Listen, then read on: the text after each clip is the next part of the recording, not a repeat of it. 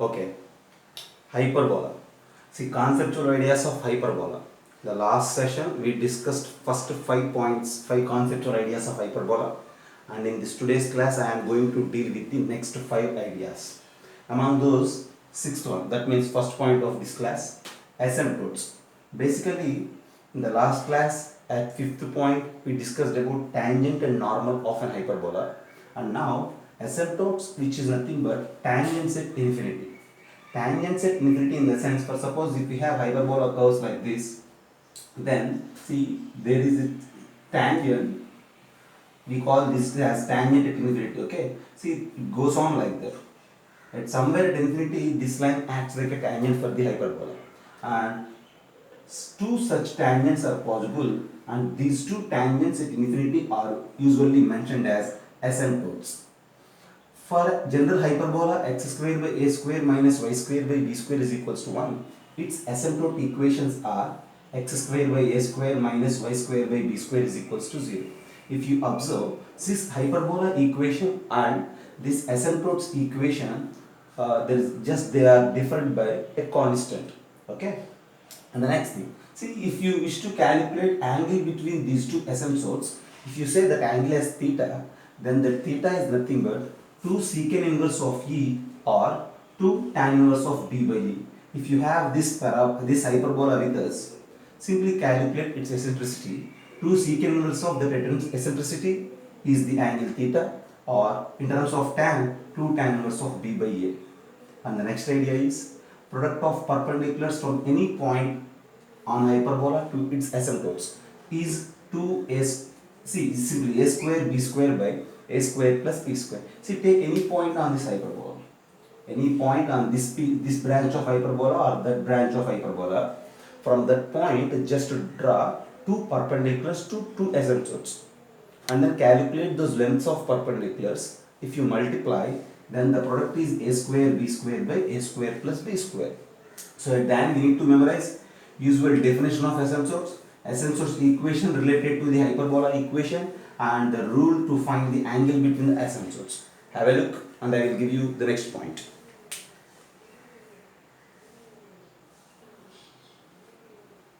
So today's next conceptual idea, as well seventh conceptual idea of the hyperbola, is about rectangular hyperbola. See, for a standard hyperbola, x square by a square minus y square by b square is equals to 1. We mentioned you conjugate hyperbola already, and what it is? X square by a square minus y square by b square is equals to minus 1. That is conjugate hyperbola. Now we are discussing rectangular hyperbola. See, if this a and b, that means length of semi-transverse axis as well length of semi-conjugate axis, if they are equal, okay, then this hyperbola will become rectangular hyperbola. The equation of the rectangular hyperbola is, since a is equals to b, x square minus y square is equals to a square. And if you observe, its eccentricity is root 2, and whose axes are coordinate axis, whose asymptotes, as we discussed at sixth point, its asymptotes are y is equals to plus or minus x. Okay, so that means since it is x square minus y square is equals to 0, you may also represent it like x square minus y square is equals to 0. Asymptote equations are y is equals to plus or minus x, and see, at a time pair of equations is x square minus y square is equals to 0. Angle between these asymptotes is pi by 2. Okay, see, already I mentioned you that eccentricity has root 2. Okay, no problem. And here this length of lattice vector is 2a for this rectangular hyperbola, and coordinates of the foci are plus or minus root 2a comma 0. Coordinates of the vertices and everything are same, just it involves it in terms of a only. Right. And then director circle. See, what is a director circle? Director circle for this rectangular hyperbola is x square plus y square is equals to 0. That means it is a point circle, and that point is also simply horizon. Okay, so the director circle contains only one point that is also in particularly origin for this rectangular hyperbola. Right? Have a look. This is rectangular hyperbola whose axes are along coordinate axis. And the next point, I will mention a rectangular hyperbola whose asymptotes are along coordinate axis and axes are along this y is equals to plus or minus x at 8th point. Okay, just have a look. Try to memorize everything.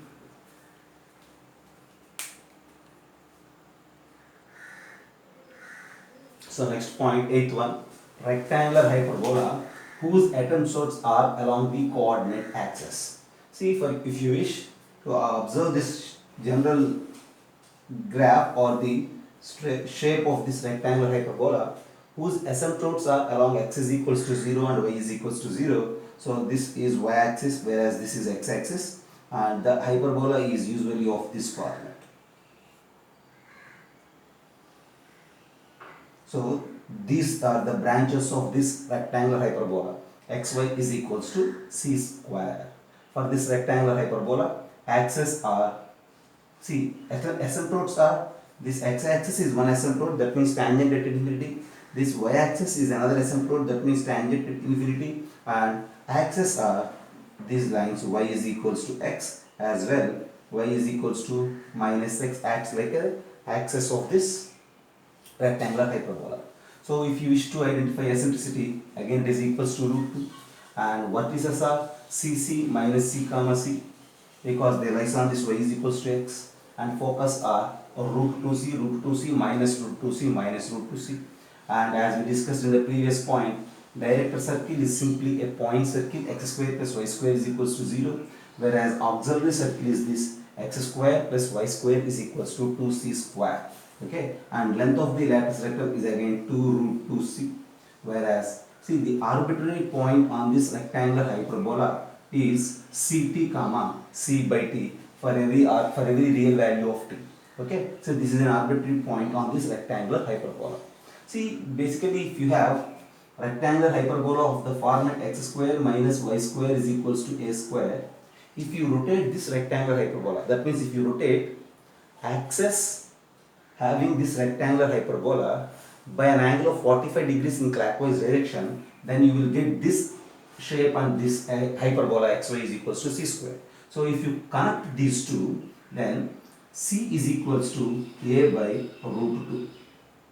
See, if you rotate this 45 degrees through anti-clockwise direction, you will get this x square minus y square is equals to a square.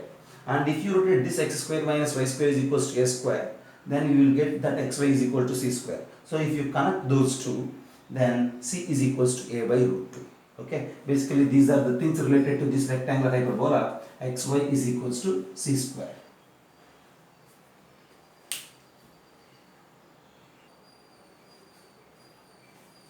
Next, ninth conceptual idea, again related to the rectangular hyperbola, xy is equals to c square. For this hyperbola, as we mentioned, the arbitrary point is ct comma c by t, and at that point if you observe the slope of the tangent, and that is minus 1 by t square. Slope of tangent is minus 1 by t square, and so slope of normal is t square at the point at t on this rectangular hyperbola. Okay, and the next thing, see, if you have 3 points on this rectangular hyperbola, xy is equals to c square. All these points are of the form ct by comma c by t. So for the triangle formed by these 3 points, if you observe the orthocenter coordinates are minus c by t1 t2 t3 comma minus c t1 t2 t3. It lies on xy is equals to c square again. Why? Because if you multiply this, you will get c square. So basically, orthocenter of the triangle formed by these 3 points PQR is minus c by t1 t2 t3 minus c t1 t2 t3. I observe this, identify this, and it also lies on xy is equals to c square. And the next thing, if a circle and a rectangle hyperbola of this format xy is equals to c square meet at 4 points, that means if there exist 4 common points for a circle and this rectangular hyperbola, and if those 4 points are P, T1, Q, T2, R, T3, T4, that means every point is of this format with T1, T2, T3, T4, then for sure the product T1, T2, T3, T4 is 1. Okay, since the product T1, T2, T3, T4 is 1, if you observe the x coordinates of all these points, which are nothing but what? CT1, CT2, CT3, CT4. If you multiply those x coordinates, since T1, T2, T3, T4 is 1, then we will get that product of x coordinates is c power 4. As well, product of y coordinates is also c power 4, because since we are multiplying c by t1, c by t2, c by t3 and c by t4. So here we need to mention product of x coordinates x1, x2, x3, x4 is equals to product of y coordinates is again equals to c power 4. Okay, so this is the ninth conceptual idea. And in the next point, I will give you different miscellaneous observations related to this hyperbola, which are helpful to solve some problems. Have a look.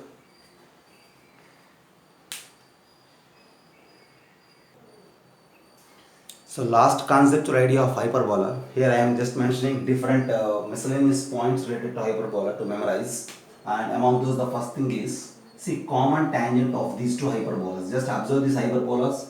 These two hyperbolas are conjugate to one another. See, this is a standard hyperbola and it is its conjugate. For these two hyperbolas, there exist two common tangents and they are of the form y is equals to plus or minus x plus or minus root of a square minus b square, right? And if you wish to calculate the length of that common tangent, it is root 2 of a square plus b square by a square minus b square. Okay, this is the first observation. And the next thing is, if asymptotes are x is equals to alpha and y is equals to k, which are just what? X is equals to alpha and y is equals to beta, say not k, x is equals to alpha and y is equals to beta, and these two are just parallel to the coordinate axis, then its hyperbola equation is x minus alpha into y minus beta is equals to k square. As I mentioned you, asymptotes and the hyperbola equation are just differ by a constant. If these two are asymptotes, then the combined equation for the asymptotes is x minus alpha into y minus beta is equals to 0. From there, its hyperbola equation is x minus alpha into y minus beta is equals to some k square. And the next thing, see this hyperbola x square minus y square is equals to a square, and this one xy is equal to c square. Both are rectangular hyperbolas, and these two hyperbolas always cut each other orthogonally.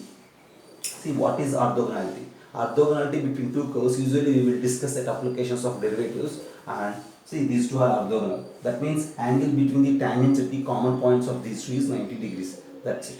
And the last thing, this is an ellipse and this is an hyperbola. Just observe the basic equations of these two, basic structure of these two equations, ellipse and this hyperbola. And these two are confocal always. And these are the ideas related to hyperbola, which are helpful to answer any question of the mains level. Okay, just have a look.